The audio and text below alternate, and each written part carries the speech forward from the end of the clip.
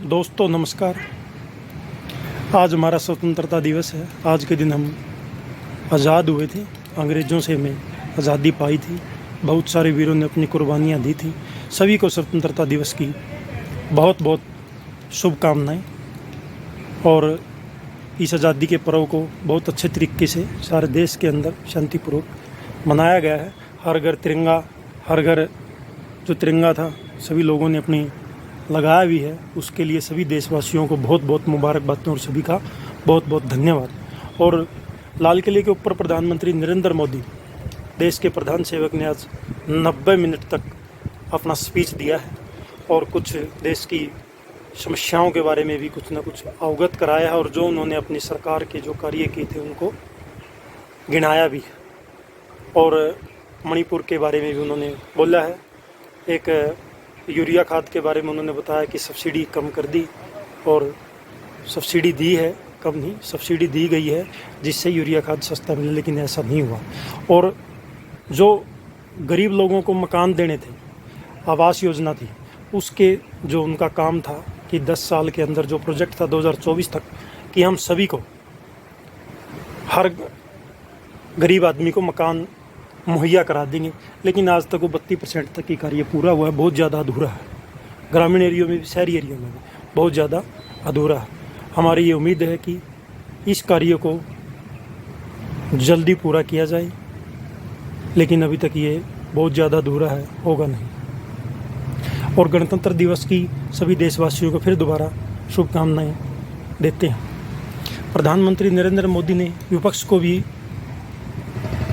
जो उनका राजनीतिक एजेंडा होता है बोलने का, विपक्ष के बारे में उन्होंने बोला है। वो उनका काम है, बोले भी। उनकी पार्टी और एक विपक्ष दोनों आपस में राजनीतिक लड़ाई लड़ते हैं, तो उनका बोलने का राइट भी है और बोलना भी चाहिए। लेकिन जो देश को उन्होंने वादे किए थे, उन वादों को, मैनिफेस्टो जो बीजेपी का था, जो एनडीए और बीजेपी का, पहले एनडीए थी, अब बीजेपी रह गई है, और उसका जो मैनिफेस्टो था उसके ऊपर भी उन्होंने बिल्कुल बारीकी से ध्यान देना चाहिए।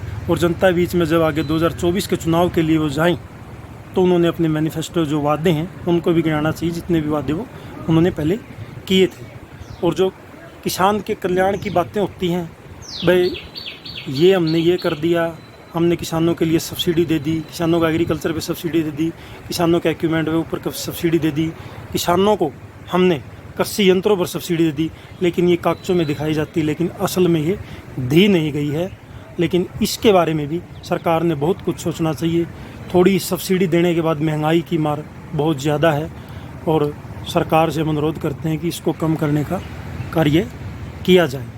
कांग्रेस के जो आज के मौजूदा अध्यक्ष हैं मल्लिकार्जुन खड़गे, वो भी सरकार के बारे में और देश को स्वतंत्रता आज़ादी के दिन की शुभकामनाएं दी हैं। मोदी ने भी दी हैं, और बीजेपी वालों ने भी दी हैं, और कांग्रेस वालों ने भी दी हैं।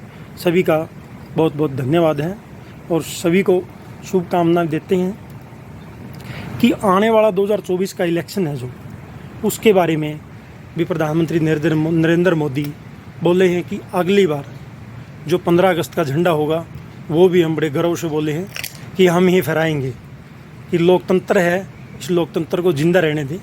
उससे पहले जनता से अपील करें, जो उन्होंने काम किए हैं वो अपने कामों को गिनाएं, जो वायदे किए थे उनको वो गिनाएं। वोट की अपील करें अपने लिए, लेकिन ऐसे तो मत कहें कि हम ही दोबारा आएंगे। ये क्या ज़रूरी थोड़ा है? ये तो एक तानाशाही वाली बात होगी ना, कि हम ही आएंगे। भविष्य का तो किसी को भी नहीं पता, कौन रहे ना रहे।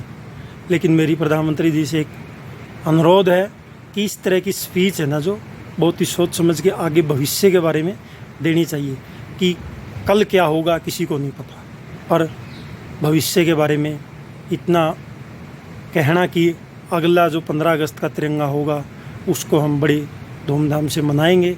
लेकिन मनाएं ज़रूर गए, लेकिन आने वाला समय ही बताएगा कि अगला प्रधानमंत्री कौन होगा। ये तो किसी के बस की बात ही नहीं है कि हम ही प्रधानमंत्री होंगे, हम ही बनेंगे। ये तो कहने वाले बहुत कुछ आए और गए। बहुत सारे प्रधानमंत्री अपने देश को मिले हैं, जो आज तक आज़ादी का जो पर्व है, इसको जितने भी साल हुए हैं उतने सालों में हर 5 साल के बाद हमारे इलेक्शन होता है और उसमें प्रधानमंत्री नया मिल जाता है। 2 प्लान हो गए हैं बीजेपी की सरकार को। अपना जो इनका एजेंडा है, जो कार्य है, उसको बखूबी निभाएं, उससे किसी को भी गुरेज नहीं है। पर जो कमावेश जो आज के दिन मौजूदा स्थिति हो रही है, महंगाई जितनी हो रही है, किसानों के ऊपर जो लाठीचार्ज हुआ था, बर्बरता हुई थी, और जो उन्होंने स्वामीनाथन की रिपोर्ट के लिए बिल वापसी करने के और C2+50 का जो फार्मूला उन्होंने तैयार किया था, जो कमेटी बनाई गई थी कि किसानों का हम जितने भी समस्याएं हैं उनको हम सोल्व करेंगे, वे चाहे कर्मचारियों की समस्या हो, चाहे किसानों की समस्या हो, उनको बखूबी सरकार बोल रही कि हम निभाएंगे। लेकिन उन वादों पर खरा उतरना और फिर इलेक्शन में जाना एक अलग ही संवाद है और अलग ही बातचीत है। इसके ऊपर सरकार से हम अनुरोध करते हैं कि आने वाला जो 2024 का इलेक्शन है बड़ा शांतिपूर्वक कराएं, करप्शन से दूर हो, किसी भी तरह का कोई विवाद ना हो, टाइम पर इलेक्शन हो, जनता से अपील करो, कोई दिक्कत नहीं है। हर राजनीतिक पार्टी को अपना अधिकार है कि वो जनता के बीच में जाए, अपने वादे रखे, हर चीज़ को बताए, अपना मैनिफेस्टो जो वो रखे। इस तरह की बातों से किसी को भी कोई गुरेज नहीं है।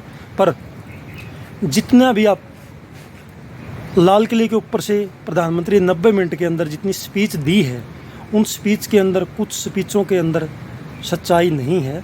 उनके ऊपर प्रधानमंत्री ने जो बोला है कुछ कमियां हैं। जिस तरह से उन्होंने बताया है कि हम किसानों को यूरिया खाद के ऊपर इतनी सब्सिडी देते हैं लेकिन उतनी नहीं देते। किसानों को यूरिया खाद की, DAP खाद की, यूरिया खाद की आज भी मौजूदा दिक्कत है। बहुत सारी समस्याओं का सामना हर फार्मर को करना पड़ रहा है। समाज सरकार से हम यही गुजारिश करते हैं कि जितनी भी प्रॉब्लम है छोटी मोटी, जितनी सोल्व हो सकती है 2024 से पहले, चुनाव में जाने से पहले सोल्व करने का काम करे, क्योंकि आने वाला टाइम भविष्य गर्भ में होता, किसी को नहीं पता किसका होगा। बाकी आगे की बातें जो इलेक्शन के टाइम होगा उस टाइम भी करेंगे। हर पार्टी अपना भविष्य देखती है, जनता के बीच में जाएंगे और जनता से अपील करें। हर पार्टी का अधिकार है। राष्ट्रवाद और परिवारवाद के बारे में भी प्रधानमंत्री नरेंद्र मोदी ने आज भी विपक्ष को कोसा है, लेकिन परिवारवाद और राष्ट्रवाद, परिवारवाद तो बीजेपी के अंदर भी है और कांग्रेस के अंदर भी, दोनों के अंदर, दोनों को सुधरना पड़ेगा। जनता को बेवकूफ़ बनाना बंद करें कि जनता को ये कहते हैं कि कांग्रेस के अंदर परिवारवाद है, कांग्रेस कहती है बीजेपी के अंदर परिवारवाद है। परिवारवाद तो दोनों पार्टियों के अंदर है, चाहे वो स्टेट की पार्टी हो, चाहे सेंटर की पार्टी हो। हर इंसान चाहता है कि मेरा बेटा भी राजनेता बने। राजनेता का बेटा तो खासकर चाहता है कि हम राजनीति से बाहर का कोई कार्य ना करें, और ना वो चाहते हैं। डॉक्टर का बेटा ये चाहता है कि डॉक्टर ही बने, लेकिन एक फार्मर का बेटा ये नहीं चाहता।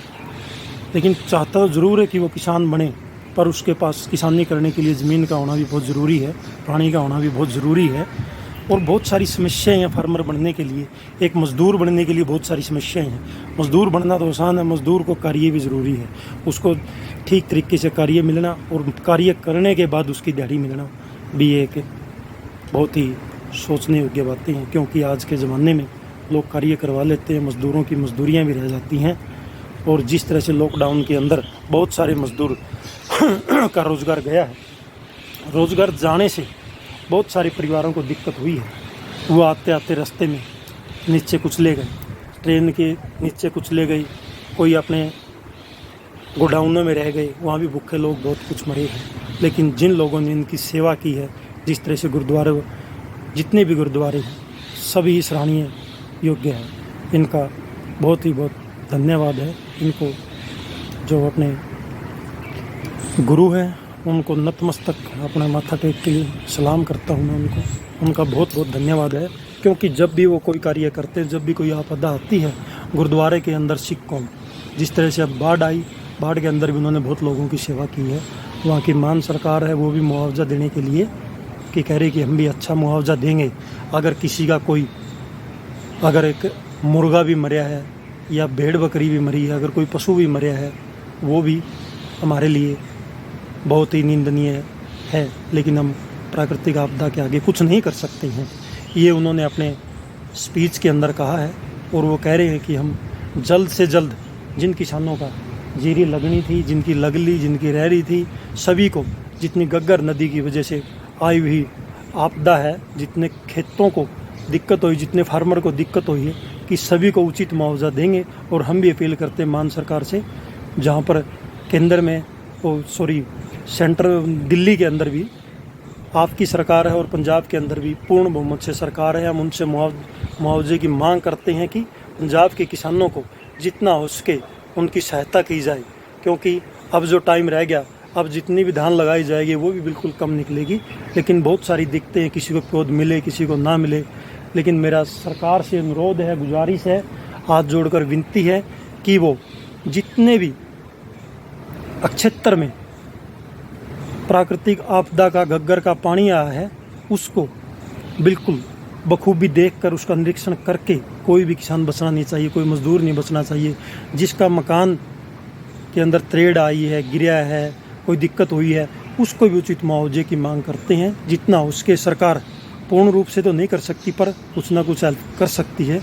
कुछ समाज में लोग भी करेंगे, समाज भी करेगा।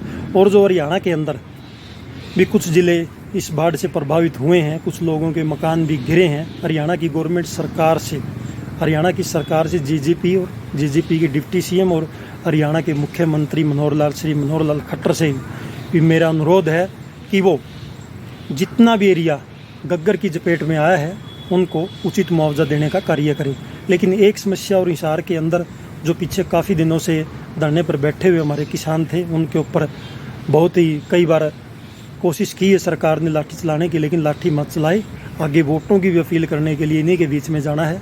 मेरा आपसे गुजारिश है कि जितना भी कॉटन की फसल वाइट फ्लाई और पानी के चढ़ने से, वाटर लेवल ज़्यादा होने की वजह से बदावड़ गांव के अंदर भी बहुत सारा एरिया है जो 90% का 100% जो डीसी है और जो कानोगो है और तहसीलदार है और जो पटवारी थे मौके के, उन्होंने सरकार को लिखकर बिल्कुल अवगत करा दिया कि इन एरियो में बदावड़ के आसपास के जितने भी गांव हैं सभी के अंदर 100% नुकसान है।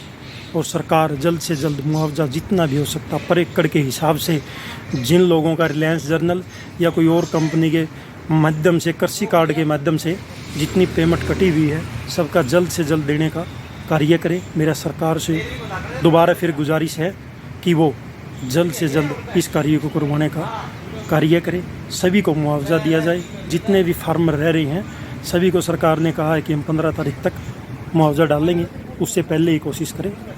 बहुत बहुत धन्यवाद सभी साथियों का। हमारा चैनल है कपिल देव 2640, यूट्यूब पर हमारी वीडियो को देखें और सब्सक्राइब करें, चैनल को लाइक करें। जय जवान जय किसान। और एक बार फिर जो आज 15 अगस्त 1947 को हम आज़ाद हुए थे, आज हमारा आज़ादी का दिन है, जिस दिन हम सुबह का सवेरा, जिस दिन हम आज़ाद हुए थे।